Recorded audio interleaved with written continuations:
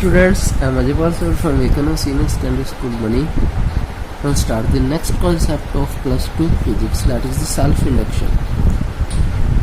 आज हम क्या करेंगे, सेल्फ इंडक्शन के बारे में पढ़ेंगे. ओके, तो yesterday we have discuss about the eddy current. हमने क्या किया था, एडी करंट के बारे में पढ़ा था. चलो इसकी एक थोड़ी सी रिवीजन है.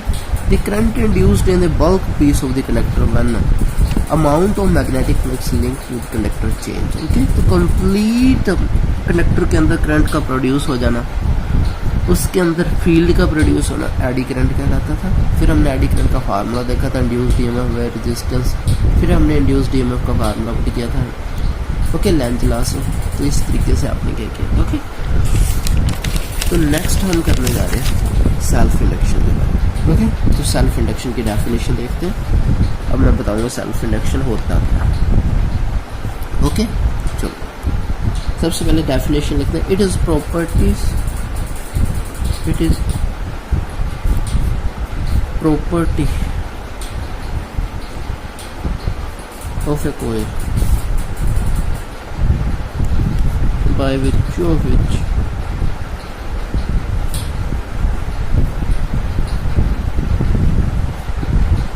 the coil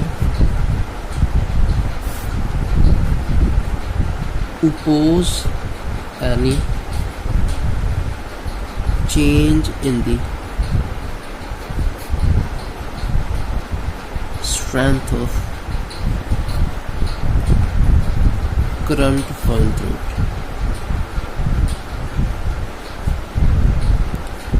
by inducing an EMF in itself.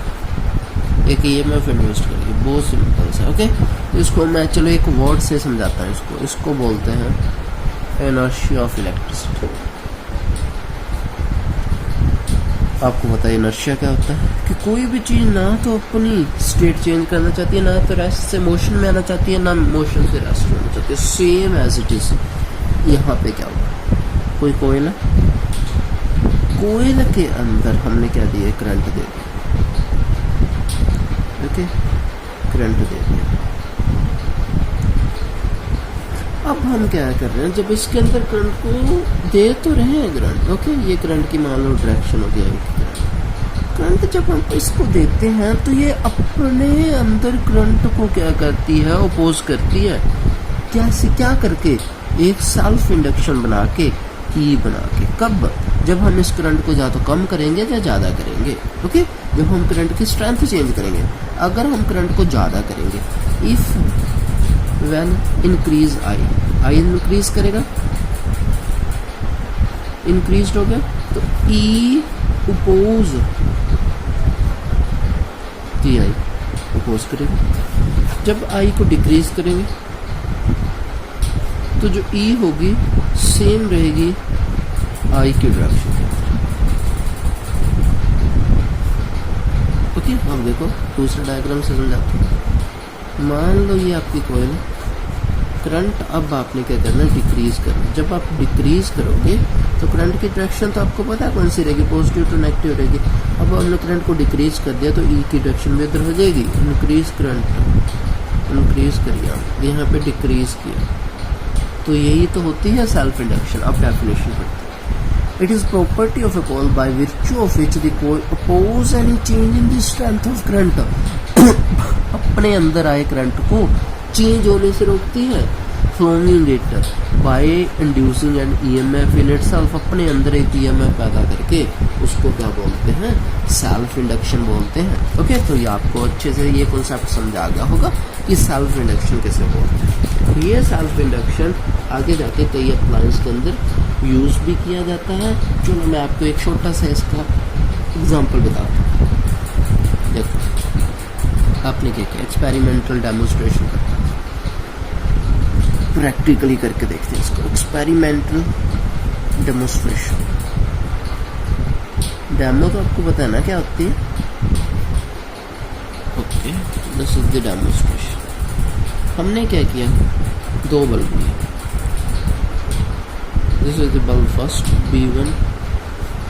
Okay.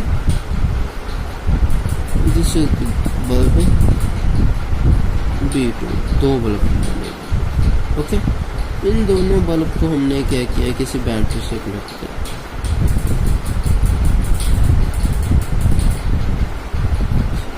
रख दिया बैटरी से कनेक्ट।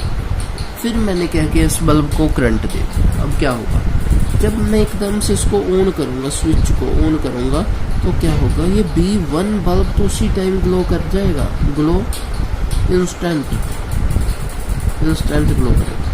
बट जो B2 है वो स्लोली ग्लो करेगा, डिम रहेगा स्टार्टिंग के लिए। क्यों?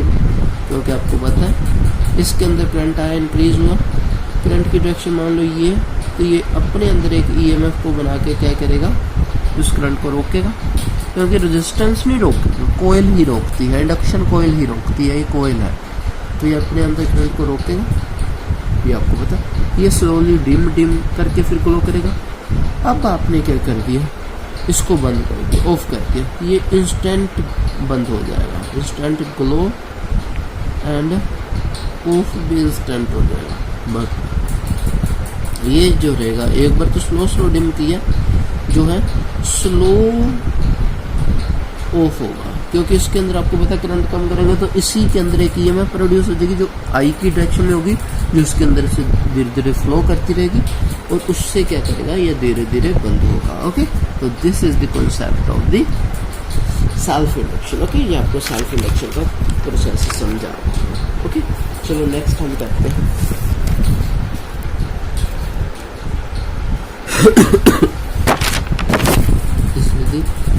coefficient of self induction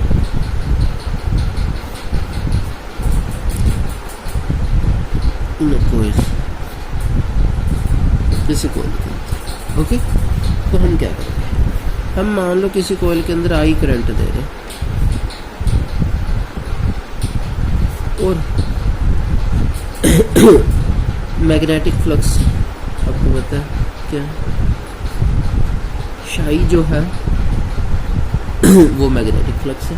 अब आपको ये पता है कि मैग्नेटिक फ्लक्स होता है डायरेक्टली प्रोपोर्शनल होता है करंट के, जितना मैग्नेटिक फ्लक्स चेंज करोगे कोयल के साथ उतना ही करंट पैदा होगा। अब क्योंकि हमें करंट पैदा करना है ना, सेल्फ इंडक्शन के अंदर करंट पैदा हो रहा है, तो हमने क्या किया, इसके साइन को हटाकर यहाँ पे कांस्टेंट लगा दिया, that is the L। Okay, हमने कांस्टेंट लगा दी L, जो L रहेगा that is the coefficient of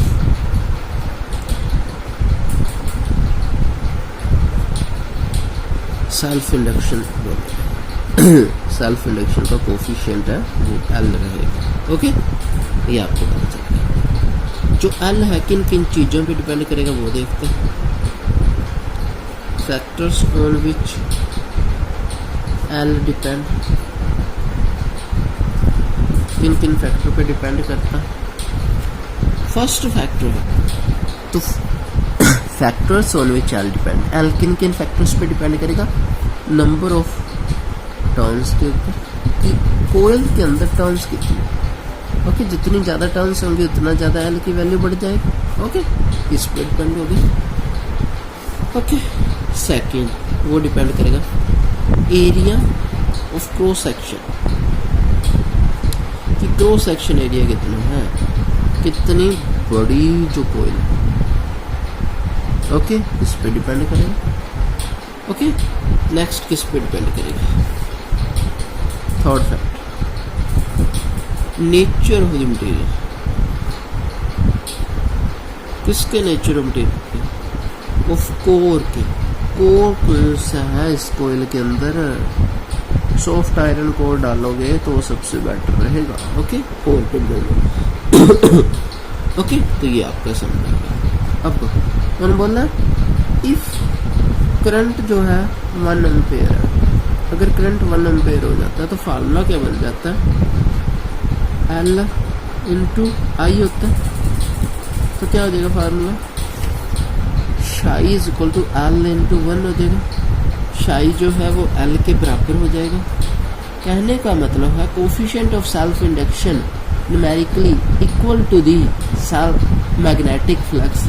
जब करंट जो है वो यूनिट फ्लो करेगा। ओके, तो ये आप कर लोगे। जब करंट क्या रहेगा, यूनिट फ्लो करेगा, तो coefficient of self induction magnetic flux के इक्वल हो जाएगा। ओके, तो इतना आपको समझ आ गया होगा जितना हम करवाए। नेक्स्ट हम करते हैं, फिर हमने क्या करना अब, now EMF induced in the coil. आपको पता है EMF का फार्मूला क्या होता है, माइनस डी शाई बाई में dt ये होता है। ठीक है, अभी इसका फार्मूला हम निकाल के आए, E is equal to minus D L I का, यह अभी फार्मूला तो dt हो जाएगा। अब E का फार्मूला क्या बन गया, माइनस एल, क्योंकि एल तो नहीं रहेगा, डी आई बाई में dt हो जाएगा। ओके, अब डी आई बाई में dt, अभी आपने बोला था कि करंट 1 है, तो E is equal to minus L हो जाएगा। Okay, E is equal to minus L हो जाएगा। इसका मतलब क्या है कि coefficient of self induction is equal to the EMF induced in coil one rate of change of current जो होगा वो यूनिट हो जाएगा। जब ये डी आई बाई में dt 1 हो जाएगा, यूनिट हो जाएगा। ओके, तब जो सेल्फ इंडक्शन है वो इंड्यूस्ड EMF के बराबर हो जाएगा। ओके, तो ये आपको पता चलेगा। नेक्स्ट हम क्या करते हैं, इसका ऐसे यूनिट डिस्कशन करते हैं। ऐसे यूनिट ऑफ एल, एल का ऐसे यूनिट क्या होता है, L is equal to the, अभी देखो अभी आपने फार्मूला यहाँ से एक इंड्यूस्ड किया, ये वाला formula E is equal to D, ये वाला मान लो E is equal to minus L D I by में dt। ओके, तो यहाँ से हमने L की वैल्यू निकाली, तो L क्या आएगा, E माइनस इधर चला जाएगा, बाय में डी आई बाई में dt हो जाएगा। ओके, तो ये हो गया। ओके, अब L का फार्मूला जो डिपेंड करता है, E का फार्मूला आपको पता है वोल्ट होता है, I का फार्मूला एम्पियर होता है, टाइम का सेकंड होता है। तो L का फार्मूला जहाँ तो ये लिख लो 1 वोल्ट सेकंड बाय में एम्पियर, या जिस साइंटिस्ट ने इसको डिस्कवर किया था उस पर आता है, that is the Henry. Okay, Henrys. Okay, 1 Henry. अब 1 हेनरी कब होगा, 1 हेनरी कब होगा self induction, self induction of coil is set to the 1 Henry। 1 Henry होगा when current change in the rate of the 1 ampere per second through the coil induced, और EMF जो होगी जो 1, ये देखो इसके अंदर EMF 1 वोल्ट होगी, और यह जो होगा 1 एम्पियर बाय में 1 सेकेंड होगा, तो 1 हेनरी आपका करंट आ जाएगा। ओके, तो ये आप कर लो। नेक्स्ट, अगर आपने इसका डिमेंशन देखना है तो डिमेंशन आपको इसका याद रखना पड़ेगा। डिमेंशन मैं आपको बता देता हूँ, डिमेंशन होगा इसका M1 L2 T minus 2 A minus 2। Okay, तो this is the dimension of the self induction, ये सेल्फ इंडक्शन का डिमेंशन। ओके, तो I hope you understand all this concept. Take care, stay home, stay safe.